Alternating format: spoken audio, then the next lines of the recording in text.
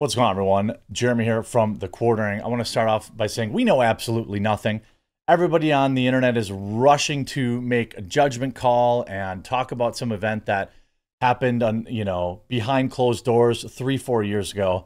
There's probably about 5 people that actually know what happened. But I want to talk about this. It's a huge story in the YouTube / Twitch world. So one of the largest streamers on the planet goes by the name Dr. Disrespect. I do enjoy his content. I enjoy his live streams.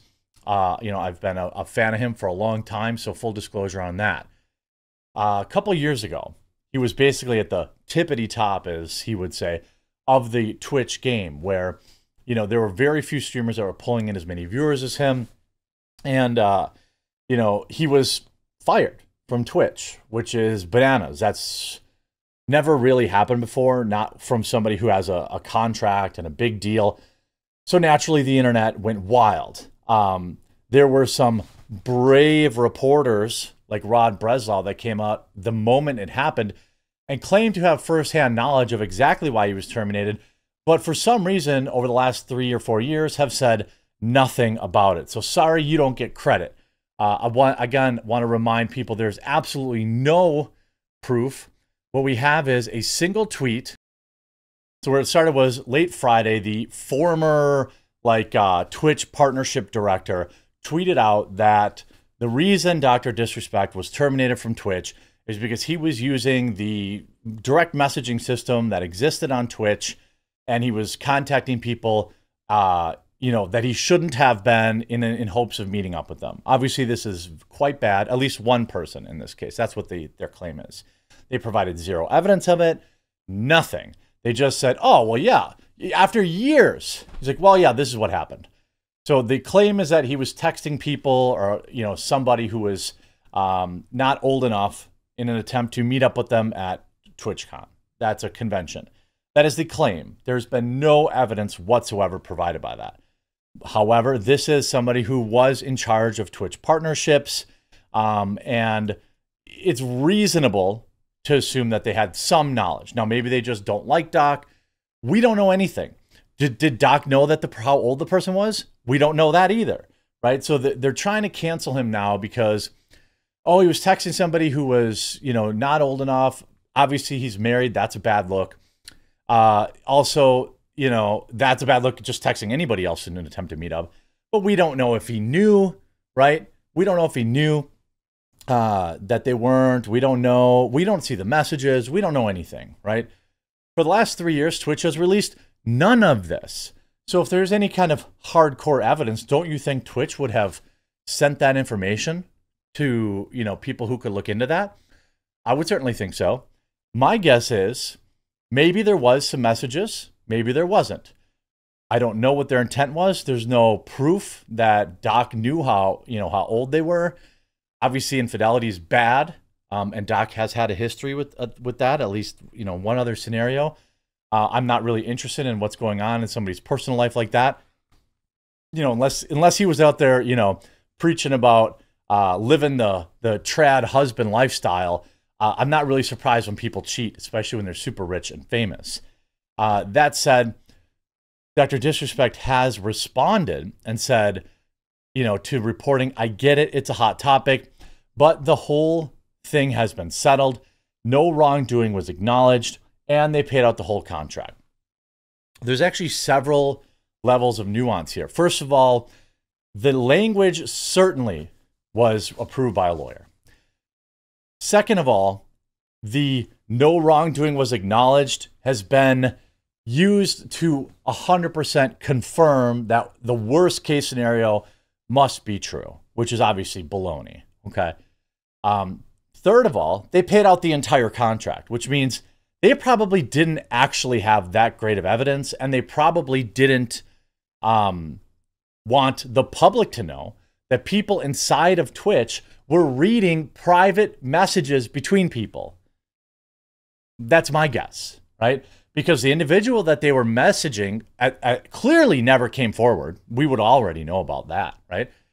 If the individual that was involved in this had reported it, right? Everyone would already know. So this is a conversation that happened between two, willing parties. We don't know that he knew anything. We also don't know that it was even him. Maybe other people had access to his computer, mods or, people that work for him. I don't know. Again, I don't want to completely sweep for him and say, he's 100% in the clear here, but they've proved nothing. All they've done is poison the well against his character. He's come out and said, look, I got paid out. So either, by the way, all these reporters, Rod Breslau, all these people who are like, oh, I knew. Bro, you don't get any credit for acting for saying you knew for all these years and said nothing. So you knew by your own admission, by your own definition, that this guy was potentially a problem and you just didn't say anything. You're no hero. Rod Breslau came out to do a victory lap because everyone made fun of him because he came out the day he got fired and was like, I know why he got fired. But he never said why. Then the minute this gets leaked out there, he's like, see, I was right. Again, no evidence of any of that. Of course, NickMercs responds to it. And in his video, he says, look, obviously these are wild claims. They're not good. They're bad. People are throwing it in his face like he had anything to do with it, which is, again, also wild to me. So people are coming after NickMercs saying like, oh, whatever happened to protect the kids? Whatever happened to protect the kids? I thought you were a big protect the kids guy. Well, what does that have to do with anything? Nick didn't co-sign this behavior, if it even happened. Nick didn't even know. So why would Nick be getting dragged into this? And people say, oh, you're protecting the worst kind of people, blah, blah, blah, blah, blah. Nobody even knows. People in the comments saying, Doc left Twitch 4 years ago. If these claims are true, it would have come out long before now. That's how I believe. That's what I believe. I believe they actually didn't really have it. Look, if something comes out, I'll eat my words. Okay, I will. All right. If something comes out, we see the messages, this, that, and the other thing, we'll find out. Or if the individual that was messaging with them can, provide some sort of some credible information. But we don't have any idea that we have no evidence that Doc knew their age. We don't really have any evidence that this conversation ever took place. We just had somebody tweet something and not even mention him. But obviously, Doc responded. So that pretty much confirms it. He's confirming that he's talking about him. He got paid out. And again, I don't really understand. You see here, when are we going to come to the realization that the likelihood we are going to get confidential messages from Twitch internal is 0 to none? The only evidence we're going to get is the voice of the former and current employees of Twitch. Right. People don't like the, obviously, no wrongdoing acknowledged. Why did Twitch settle? Does this mean that the Twitch employees covered all of this up? It's possible. It's possible. What I think is a bigger, let's say it's true. Okay, let's say it's true. He was messaging to meet somebody. Okay, bad look. Nothing happened. As far as I know, they didn't meet up. That's like the best possible spin I can put on the worst possible scenario, if that were true. Twitch would, again, have to admit that somebody inside of Twitch is reading people's private messages, which probably wouldn't be a good look for them, right? Probably open them to potential lawsuits. Again, do I think that Twitch was trying to get rid of Doc? Absolutely. They didn't like him on their platform. This was at the height of when Twitch was, never going to be, dethroned. Obviously, now there are alternatives out there. YouTube streaming does very good. Rumble streaming. There's Kick streaming. There's all sorts of alternatives now. So I doubt they would let him go now. But we don't know anything. And this doesn't change, by the way. People saying to Nick, well, you got to say, oh, what about leaving the kids alone? That doesn't change that.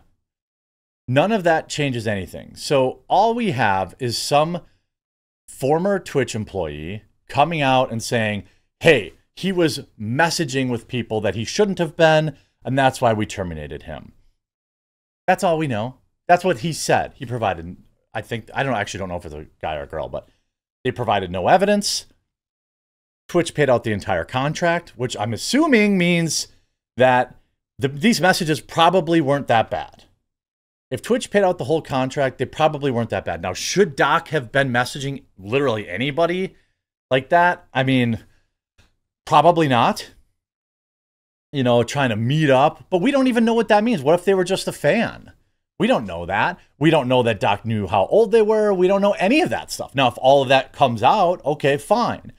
But everybody rushing to say, you can see here, you know, legal mindset saying, a lawyer saying this is a legal statement clearly referencing the relationship between the contractual parties, Dr. Disrespect and Twitch, as well as perhaps the other person involved, as close to a direct confirmation as we're going to get from Dr. Disrespect himself.